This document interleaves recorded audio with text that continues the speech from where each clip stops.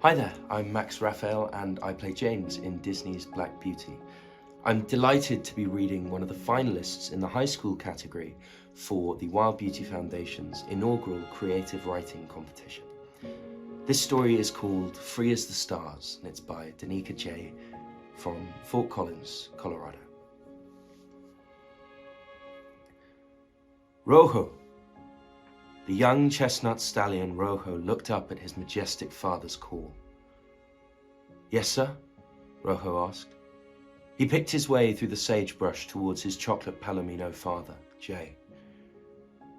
"Do you know how your older brothers have all left the herd?" Jay began. "Yes, father," Rojo said, with a tinge of apprehension in his voice. "As your father, I have to teach you, Rojo. You are now 2 years old and big enough to be on your own. The time has come for you to leave the herd and start your own family as your brothers before you. Do you understand?" Jay explained. Rojo's heart sank, and he lowered his head. Rojo went to find his snow-white mother. She whinnied to him when she saw him. "Goodbye, Mama. I love you." Rojo sighed. His wise old mother immediately understood and pressed her face to his. "The star horses will protect you." "Goodbye, my beautiful son," his mother expressed. Rojo turned away from his mother and cantered away from the herd. He glanced back every so often until he couldn't see his wonderful mother. Rojo jumped and skittered sideways. He felt nervous and unprotected alone. Now that night had fallen, Rojo was thoroughly terrified. Rojo looked up at the beautiful stars. Maybe they will help me, he wondered. A dazzling streak of white lit up the sky. A shooting star. He took this as a sign of good luck and kept walking through the cold night. The sparse brown grass crinkled under his hooves as he walked. His mother had told him stories of how, centuries ago before the humans came, the land used to be lush and green with plenty of water. She told him of how the land had belonged to the horses, and they were free to wander wherever they pleased. The horses were completely free and knew nothing of humans. Sheep and cattle now resided on the land that once belonged solely to the horses. Horses were rounded up and taken away from the wildlands. Rojo shuddered at the thought of being captured. He was happy to be free of all the worries of the domesticated animals. Rojo suddenly shot off into a gallop, bucking and reveling in the pure freedom of being himself. He ate up the ground with his hooves and shot forward even faster. The scratchy sagebrush scraped his legs, but he didn't care. Sheer exuberance radiated off the young stallion. The night was his. He stopped suddenly and stood proud, with his head held high in the air.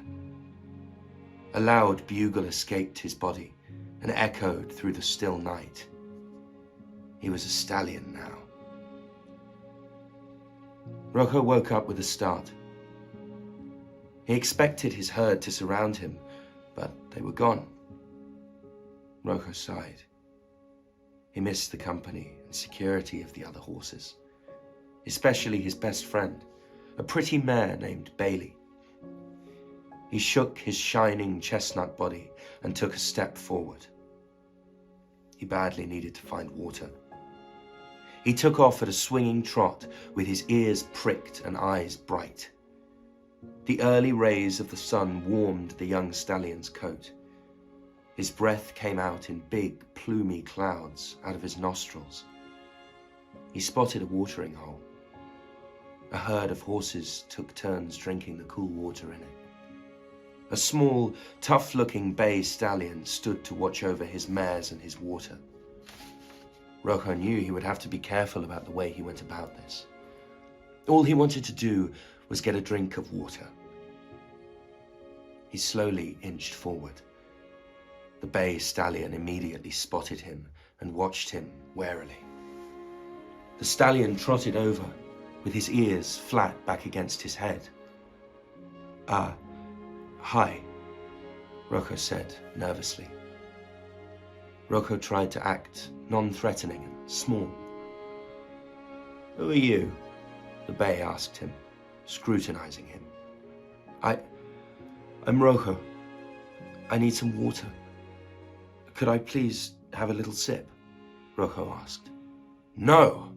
This is my water and my mare's, the stallion yelled angrily and charged Rocco. The stallion knocked Rocco to the ground immediately. Rocco jumped up and galloped away at full speed, completely terrified. Rocco ran until he could not anymore. Thick white sweat poured off his body. Rocco slowed to a trot, then a walk. He gasped for air. In the distance, Rocco spotted a jet-black horse. He pricked his ears in interest. A golden buckskin joined the other horse. Please don't see me, Rocco thought nervously. Unfortunately, they did. Hey, you there, the black horse hissed. Rocco considered running away, but was too exhausted. Me? Rocco mumbled. Yes, you, the black horse scoffed. What do you want? Squeaked Rocco. I'm Bruno. This is Dakota. Who are you? And where'd you come from? The black stallion probed. I'm Rocco. I came from the Sequoia herd, Rocco explained. Oh, nice. We're from the Silver Valley herd, the buckskin Dakota remarked. Dakota? He's not supposed to know that. I'm interrogating him, Bruno huffed. Oh, come on. He's a bachelor stallion just like us. Can he stay with us? Dakota whined. Rocco nodded in agreement. Bruno sighed. Fine, Bruno snapped. Sweet, Dakota bubbled. Awesome, but could we please find some water? I am so thirsty, Rocco asked. Oh yeah, of course. Follow me, Dakota replied. The golden buckskin turned and marched away. Rocco followed. As the trio walked, Rocco told them all about him and his story. Dakota was shocked about what happened with the stallion, but Bruno shrugged it aside. Rocco learned that the two horses had lived in the same herd together as foals, but when their father banished them, they had just stayed together. Maybe I could be friends with these guys, Rocco thought. Rocco was thrilled about being in a herd again, even if it was not the typical kind. Finally, they reached a watering hole. Strangely, there were no horses around. The cattle use it normally, Dakota explained. That explains the absence of horses, Rocco noted in his mind. They trudged through the sticky mud to the water. Rocco pushed his entire head in and drank the lukewarm water. After drinking his fill, he lowered himself into the water and rolled, washing the crusty sweat off his body. The other horses rolled in the water too. Dakota splashed both Rocco and Bruno. Without hesitation, Rocco jumped right in and splashed Dakota back. The young horses played, hard, splashing and slipping in the water. Suddenly, a huge bull appeared, followed by a few cows. The horses immediately froze. The bull watched them warily before charging them. The trio scrambled up the bank and galloped away. Once clear of the bull, they all laughed hysterically. They played a little more and then settled down to eat. Rocco stirred in his sleep and awoke. It was still night, and the stars and moon shined brightly above. Rocco gazed at them dreamily. Rocco was sleeping at the bottom of a small hill. Suddenly, he felt compelled to canter up it. Rocco started up the hill at a steady pace. He reached the top and surveyed the land, and he was surprised when he spotted a small herd of 3 horses. Rojo inspected the horses.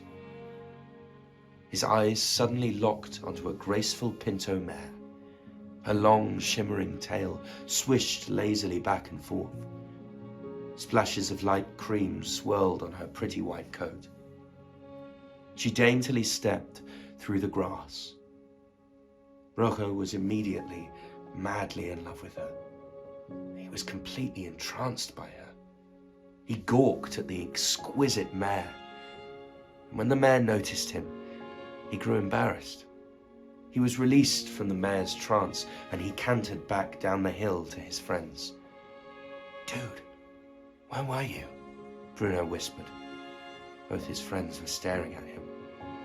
"There's a herd over the hill with the most beautiful mare," Rojo sighed dreamily. This got Bruno's attention immediately. "Really?" Bruno effused. "Let's go," Dakota sang. Rojo nodded and led his friends over the hill. "Whoa," they both cried in unison. Bruno immediately cantered down the hill towards the herd. "Bruno!" hissed Rojo. "Wait, is he going to challenge the stallion?" Rojo breathed. "Yup, I'm going too," Dakota cried and raced down the hill. Rojo was horrified that his friends would be so bold. The stallion only had 3 mares and no foals. Rojo wasn't sure how he had such beautiful young mares. Bruno and Dakota circled the old stallion. The mares watched the scene intently. Suddenly, Bruno reared and struck the stallion. The stallion whirled around and kicked Bruno hard in the chest. This action just made Bruno angry. He attacked the stallion viciously and knocked him to the ground. Dakota swooped in and began to bite and kick at the old stallion. Rojo tore down the hill toward his friends. "Stop!" he screamed. His friends stopped attacking the stallion and stared at him quizzically. "He's already down. There's no need to kill him," Rojo cried urgently. Dakota glanced at the old stallion, whimpering on the ground.